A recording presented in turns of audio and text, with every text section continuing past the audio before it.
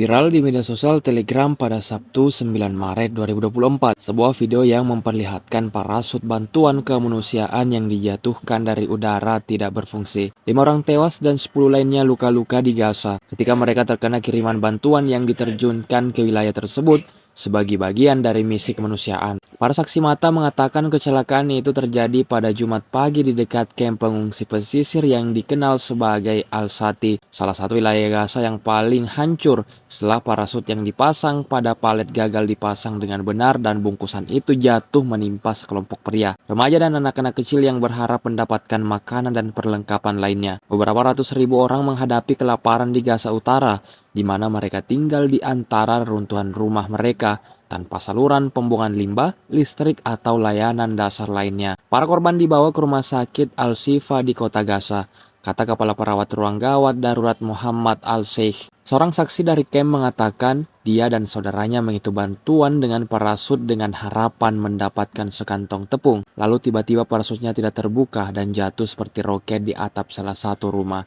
kata Muhammad Al-Ghul.